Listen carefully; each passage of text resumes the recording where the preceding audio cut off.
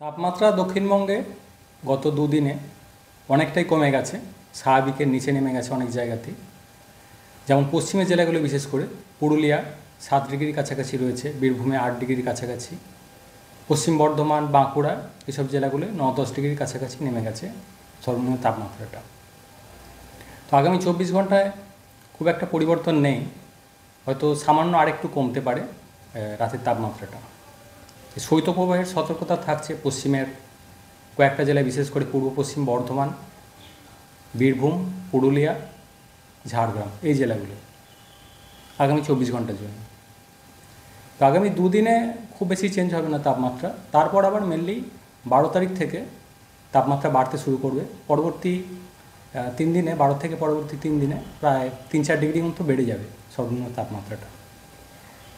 দিনের তাপমাত্রা 12 তারিখ থেকে মোটামুটি বাড়তে শুরু করবে। এরপর বর্তমানে কলকাতা পার্শ্ববর্তী অঞ্চলে, যেটা গত 24 ঘন্টায় ছিল সর্বনিম্ন তাপমাত্রা 15.2 ডিগ্রির কাছাকাছি, স্বাভাবিকের থেকে 2 ডিগ্রি কম। এটা দিনের তাপমাত্রা কলকাতার ক্ষেত্রে 25 ডিগ্রির কাছাকাছি রয়েছে, স্বাভাবিকের থেকে প্রায় 3 ডিগ্রি মতো কম। তো আগামী 24 ঘন্টায় খুব পরিবর্তন হবে না কলকাতার জন্য, মোটামুটি সর্বোচ্চ তাপমাত্রা 25-এর কাছাকাছি, সর্বনিম্ন 15 কাছাকাছি থাকবে, হয়তো সামান্য একটু কমতে পারে আরও। 12 থেকে আবার পরবর্তী প্রায় 3 দিনে কলকাতার ক্ষেত্রেও সর্বনিম্ন তাপমাত্রা বেশ খানিকটা বেড়ে যাবে, প্রায় 3-4 ডিগ্রি মতো। দিনের তাপমাত্রাও তারপর বাড়তে থাকবে। বৃষ্টিপাত 12 তারিখ পর্যন্ত তো নেই। 12 পর্যন্ত দক্ষিণবঙ্গ উত্তরবঙ্গ দু জায়গাতেই শুষ্ক পরিষ্কার ওয়েদারই থাকবে মেনলি।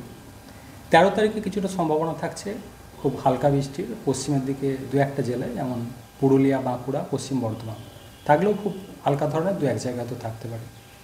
14 তারিখে পশ্চিমের জেলাগুলো 2-1 জায়গায় হালকা বৃষ্টির সম্ভাবনা থাকছে। আর 15 তারিখেও দক্ষিণবঙ্গের জেলাগুলিতে, বিভিন্ন জেলাগুলিতেই 2-1 জায়গায় হালকা বৃষ্টির সম্ভাবনা থাকছে। উত্তরবঙ্গের জন্য শুষ্ক ওয়েদারই আগামী 5-6 দিন থাকবে। তাপমাত্রা উত্তরের জেলাগুলোতেও অনেকটাই কমেছে, বর্তমানে স্বাভাবিকের থেকে কমই রয়েছে। আর উত্তর দক্ষিণ দিনাজপুর এই সাইডটাতে শৈত্যপ্রবাহের সতর্কতা থাকছে আগামী 24 ঘন্টার জন্য। শৈত্যপ্রবাহ বলতে যেটা বোঝানো হয়, সর্বনিম্ন তাপমাত্রা 10 ডিগ্রির নিচে এবং স্বাভাবিকের থেকে প্রায় 5 ডিগ্রি মতো কম। তাপমাত্রা উত্তরবঙ্গের উত্তরের জেলাগুলো হয়তো 12 তারিখের পর সামান্য একটু হয়তো বাড়বে, তবে উত্তরবঙ্গের যে নিচের জেলাগুলো রয়েছে 12 তারিখের পর এখানেও তাপমাত্রা কিছুটা বাড়বে। কলকাতার ক্ষেত্রেও তাপমাত্রা যেটা বললাম গত 24 ঘন্টা যেটা রয়েছে 15.2 ডিগ্রি, স্বাভাবিকের থেকে 2 ডিগ্রি মতো কম।